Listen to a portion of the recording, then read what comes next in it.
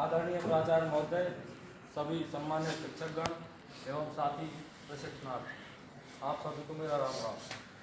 9 जनवरी 1915 यही वो तारीख है जब महात्मा गांधी दक्षिण अफ्रीका से भारत वापस लौटे थे।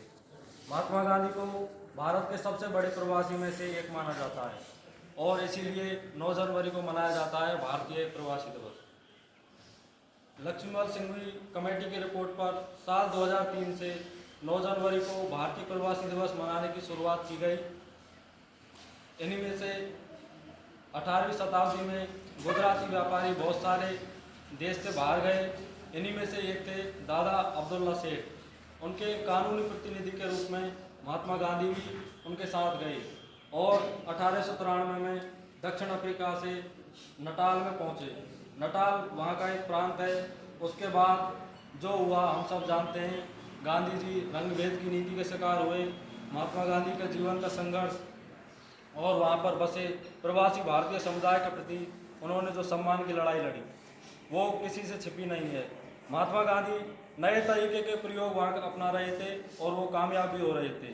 तो 9 जनवरी 1915 को महात्मा गांधी जब दक्षिण अफ्रीका से वापस लौटे तो उनके साथ लौटा उनका 22 वर्षीय संघर्ष वाला प्रवास।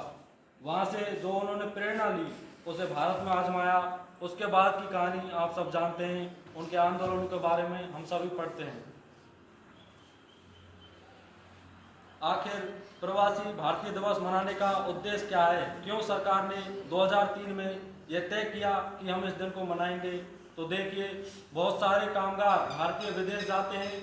वह संख्या 15 से 20 मिलियन के आसपास है, यानी 1.5 से 2 करोड़ भारतीय बाहर के देशों में रहते हैं।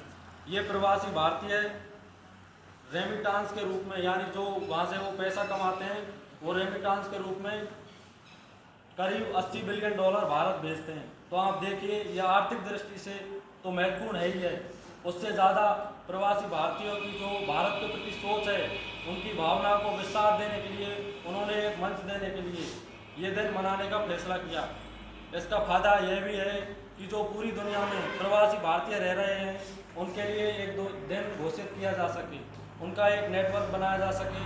उनके बच्चे, जो युवा पीढ़ी है जो बाहरी जन्म लिए, वो अपने देश के कल्चर के बारे में नहीं जानते हैं, तो वो अपने देश के कल्चर के बारे में जान सकें, उनका भारत से जुड़ाव बना रहे। क्योंकि प्रवासी भारतीय विदेशों में हमारे संस्कृति के ब्रांड एम्बेसडर हैं। प्रवासी भारतीय आर्थिक एवं राजनीतिक रूप से ही नहीं अपितु आर्थिक एवं सांस्कृतिक रूप से ही नहीं अपितु राजनीतिक रूप से भी भारत के लिए अहम है। धन्यवाद।